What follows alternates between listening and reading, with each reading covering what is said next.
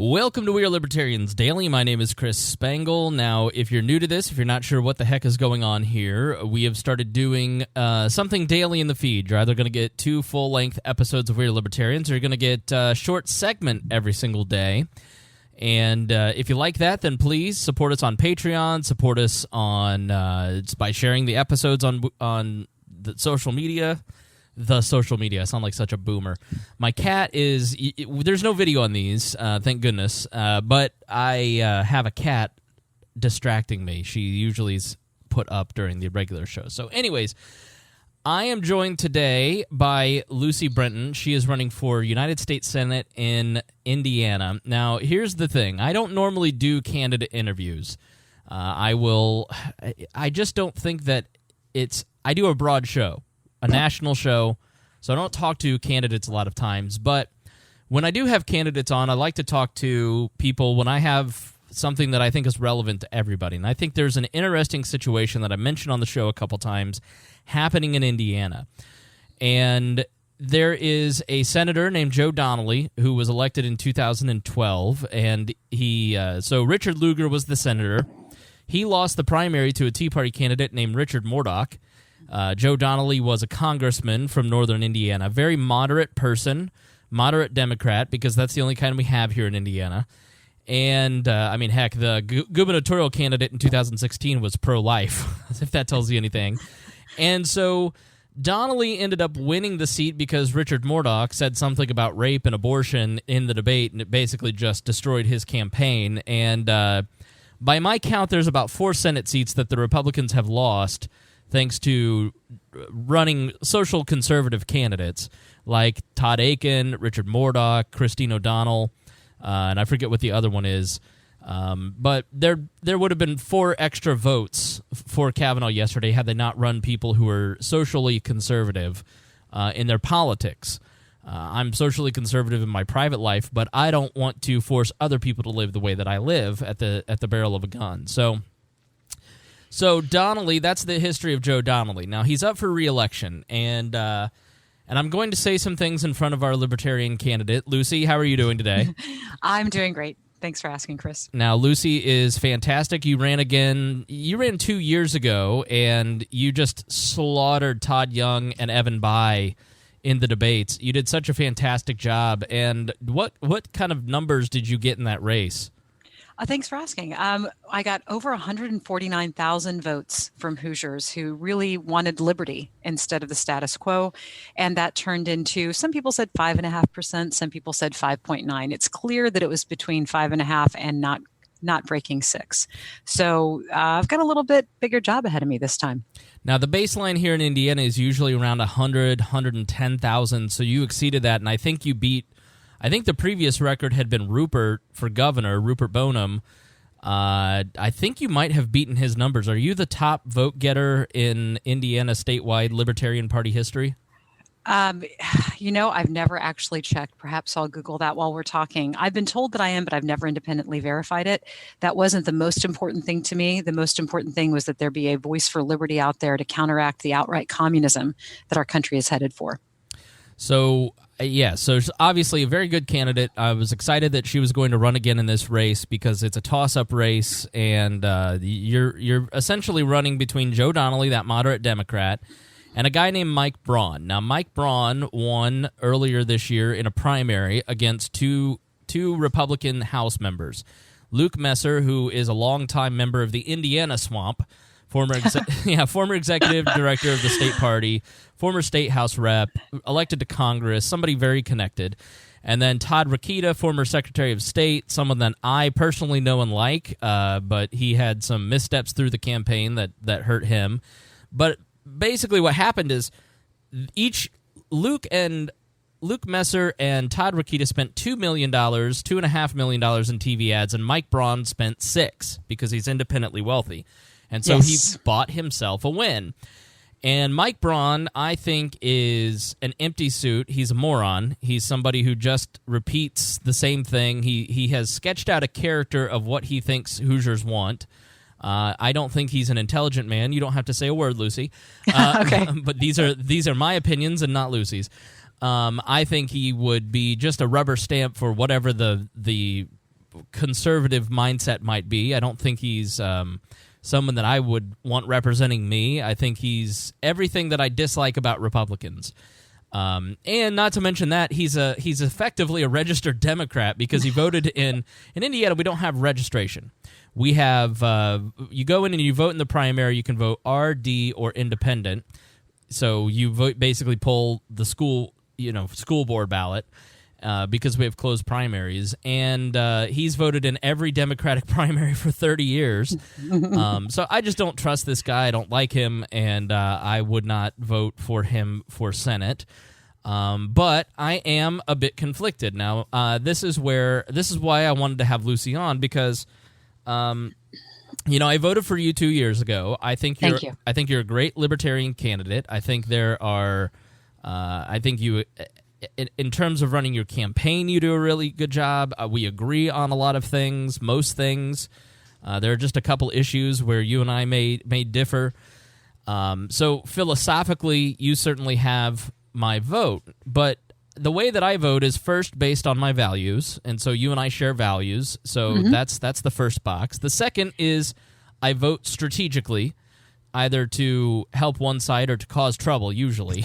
Like 90% of the time, since I became a Libertarian, I've voted for all three parties in every election I've been in, because if there is, when I lived in a Republican county, I go in and I vote for the Democrats just to be an a-hole. That's a good strategy. Yeah, I know that neither of these people share my values, so I'll just vote for the people that will punish the sitting power. But I would have said that you had amazing vote totals, but we all, let me say again, not the opinion of Lucy, that the reality of Libertarian Party candidates is that it's very difficult for statewide candidates to get to 33%, especially in a straight ticket race. And that's why nearly 6% was amazing.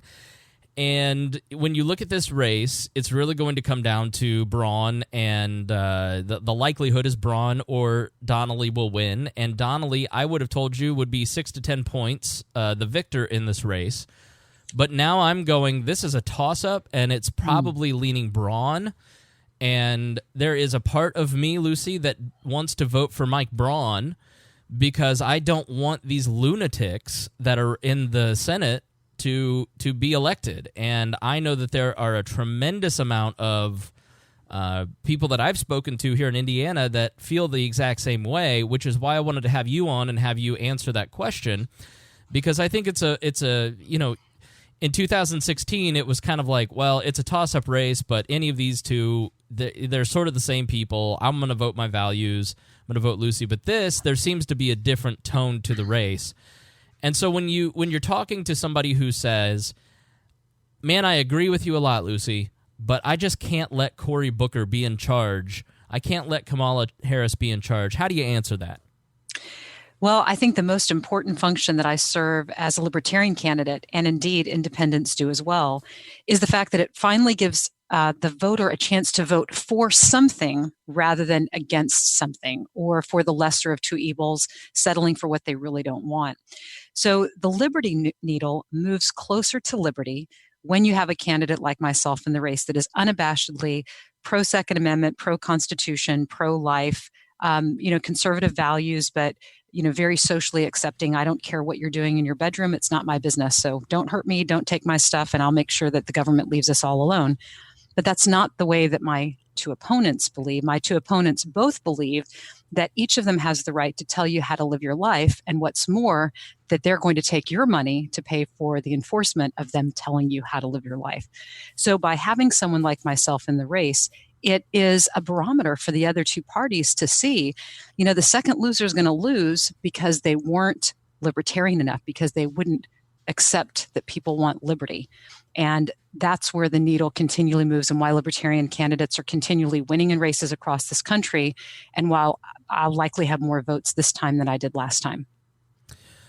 But at the end of the day, aren't you playing spoiler? Aren't you? And we're now getting the wasted vote argument from Democrats. I got that on Twitter the other night in Georgia. This kid in Georgia was a Democrat, and like, you're spoiling the election. You're just you're wasting the time, and the Republican's going to win, and the Republican for governor there is insane.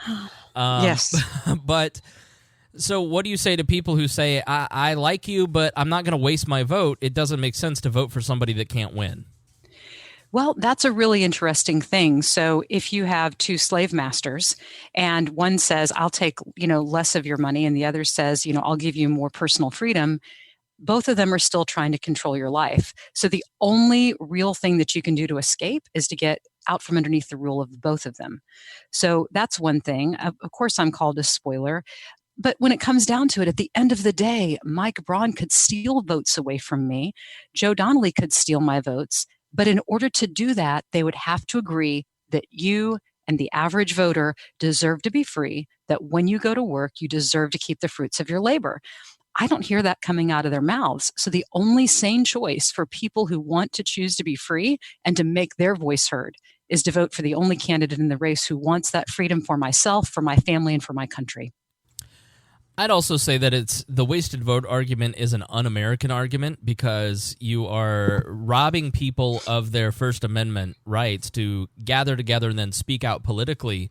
And that's exactly what a political party does. I mean, there are people who are libertarian that deserve a chance to vote for a libertarian voice. And secondly, I think when people make the wasted vote argument, you have to ask back, what facts are you using? How do you know that these are Republican votes? Because the kid in Georgia put out a poll with the tabs, and I went to look at the tabs, and 0.8% of the people who said, what party do you identify with?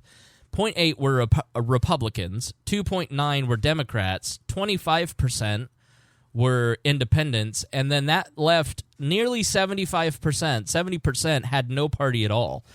And so when you actually look at like the Cato Institute, Google the document, the Libertarian vote in the age of Obama, when you look at exit polling in the case of Rebecca Sink Burris, who ran for Senate in 2010, when you look at her exit polling, 75% of those people were libertarians or just not going to vote for one of the other two parties.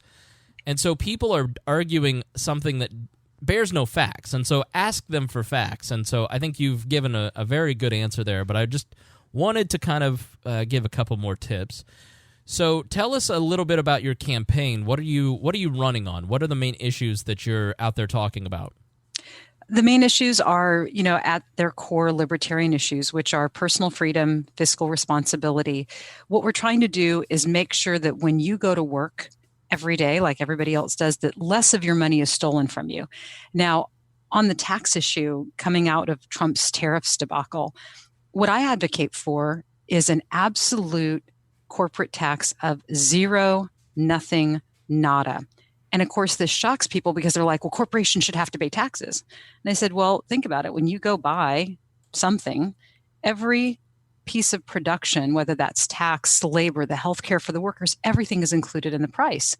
So you have to understand that zero taxation, especially if we could just do this for the whole country, it would prevent the argument of, well, we have to take jobs out of America because the tax is lower and we have to be competitive. Great, make it zero. Have other companies from around the world fighting to bring their jobs to American soil.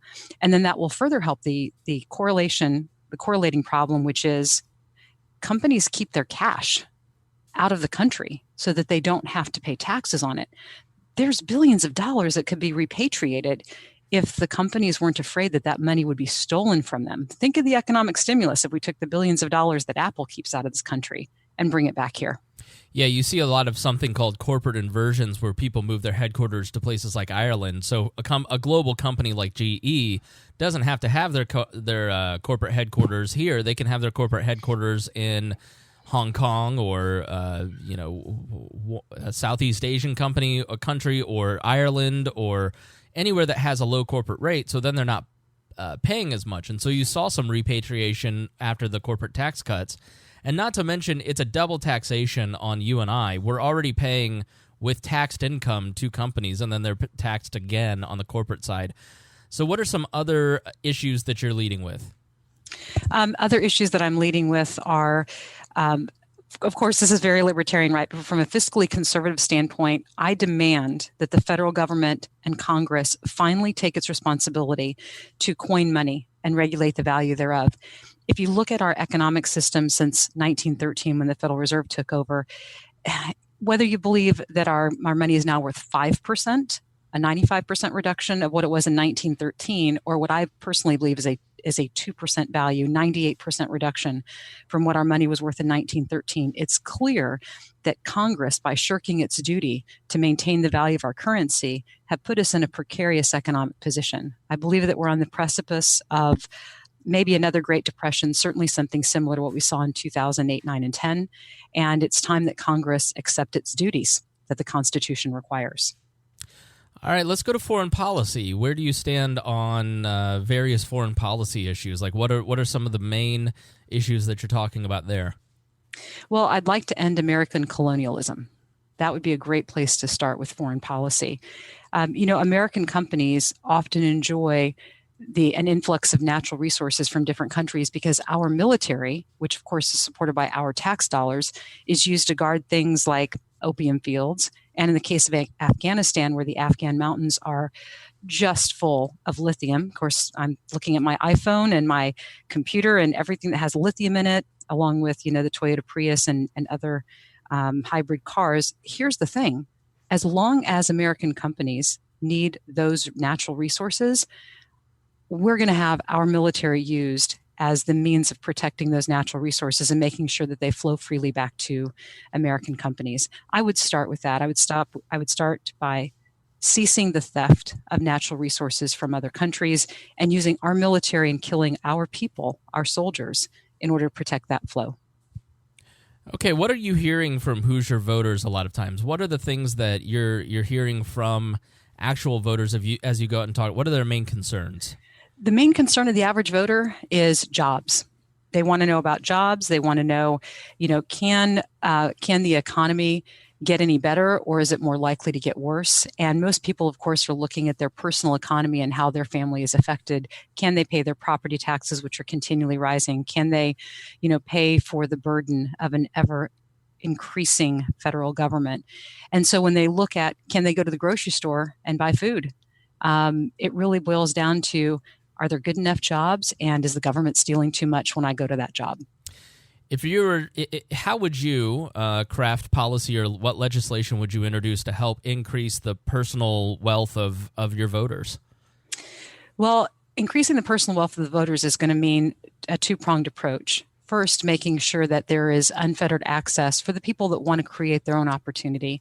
Government regulations on things as silly as braiding hair must be eliminated. That's just absolutely ridiculous to require somebody to have licensing or education for braiding hair. So the people that are at the lowest end of the economic spectrum, who can get the most benefit from those government regulations, those should absolutely be removed. We need to scale back the federal government, obviously, and make it small, only to the constitutional mandates, so that tax burden that's taking at least 15%, that's the smallest federal tax rate. So 15% of our income is immediately gone. What if we could get rid of that by 2/3 and people are only supporting 5% for the federal government? That alone would double the take-home pay for most people, just to eliminate 10%. When it comes to immigration, where do you stand on those issues? With immigration, I believe that the accident of my birth, being inside the political boundaries of the United States of America, gave me huge advantages. And I believe that all people should be able to live where they want to live and seek the opportunities that they wish to seek. Now, we certainly have the right to guard our borders, just like I have the right to decide who comes in my home and who comes out of my home.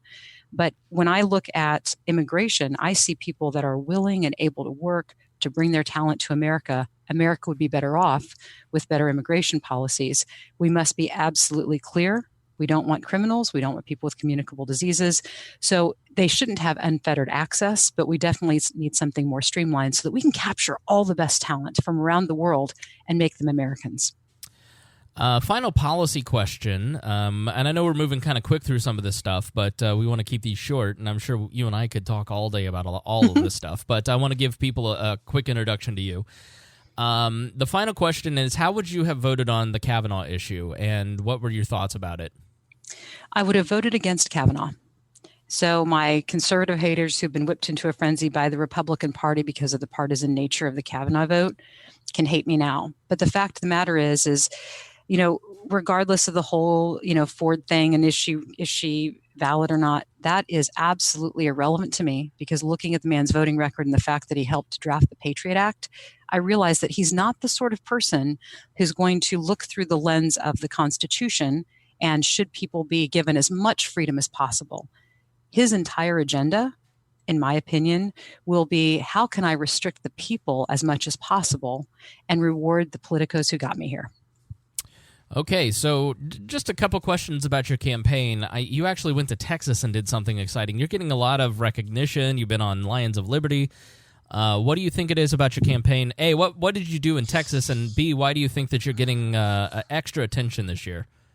Thanks for asking. I went to Texas, actually, to be part of the Texas Tribune Festival, which is a long-standing festival put on huge corporate sponsors, even Walmart. It's a really big deal down in Austin. And the reason that I went there was to appear on a panel with our Libertarian National Chair, Nick Sarwark, and the gubernatorial candidate for the Libertarian Party in Texas, Mark Tippett. The topic that we were on the panel for is actually, spoiler alert, our libertarians spoiling the election. And I think all three of us did a great job positioning liberty in such a way as if you want liberty, you got to ask for it, you've got to demand it.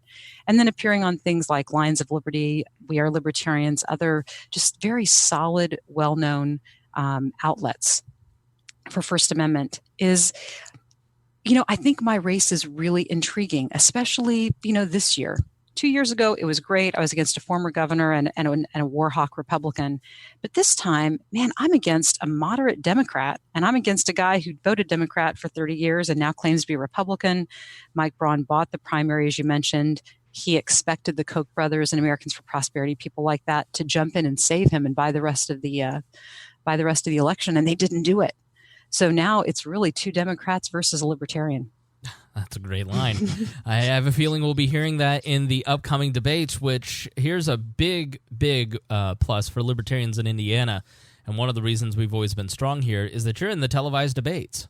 I am, 7 p.m. Eastern tomorrow. Of course, it'll air in various outlets across Indiana. It'll also be live streamed from indianadebateCommission.org and I think WFYI, our local public television station.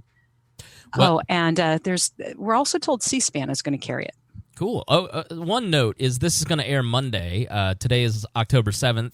And so on October 8th at 7 p.m., that's when you can watch it live. So yes. So tonight, just one caveat. Yeah. And if you hear this time shifted in the future, then you can go to the Indiana Debate Commission on their YouTube channel. They archive all those videos and do an excellent job. And Libertarians are respected here because A, we have a really solid state party and have for decades. And B, we're on the ballot, and so the debate commission said we're going to make this real easy. We're not going to. People have three choices, and when there are three choices, we're going to put them in the debate. And I think that is really great of the debate commission. And I wish every state had that kind of debate instead of TV stations going, the Libertarians aren't good for ratings. We're not going to put them in. So are you nervous? How do you prepare for a debate like this? Really, the way that I prepare for it is to, watch Donnelly and Braun in their previous debates. Of course, you see the attack ads. So I already know what their script is going to be because just like 2 years ago, I was largely ignored, which is fine. I'm able to then advance liberty and the cause of liberty while the other two attack each other. So my prediction for tomorrow night is that Joe Donnelly, as always, will be reasonable and fair and drape himself as an American rather than a Republican or a Democrat. He's real famous for being moderate, which is how you survive politically as a Democrat in a Republican state like Indiana. Mike Braun tends to go off on some tangents that probably won't be useful to him. And I will stay on point and just argue for liberty. Leave me alone. I don't, as long as you're not hurting people, as long as you're not taking their stuff, the government should leave you alone. It's very, very simple policy. So I will say Hoosiers are blessed to have two very, very, very good candidates for statewide office this year, both Lucy running for Senate and then Mark Rutherford, who's running for Secretary of State.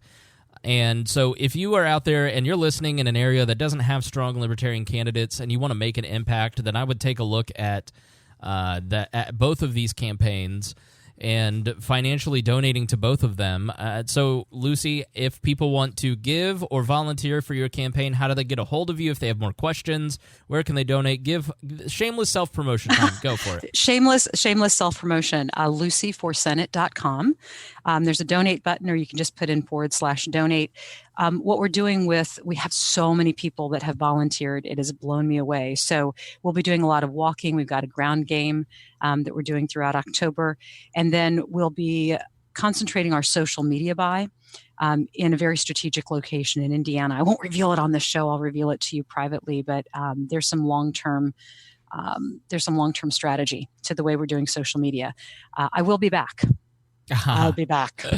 Excellent. Love to have you on, sit in on the program for a longer time, so you'll hear Lucy more. But in the meantime, she and Mark both are worth the investment. So if you're out there, please hit them both up. Especially Lucy's just going to, I think, blow a lot of these numbers away. People are sick of this stuff. And Hoosiers like independent-minded people. So I think you are doing a great job. You're out there working hard, and you're doing everything that I like to see out of a candidate as a former executive director. Thank you. I really appreciate your work, and I know how hard it is to run for a statewide office. And so thank you for running. I think it is great to have an option on my ballot like you. Thank you. I appreciate it. I hope to be part of your strategy to vote for liberty. Thank you very much. Yes. Thanks, Chris. Yes. All right. Thank you, Lucy, and we will see you tomorrow.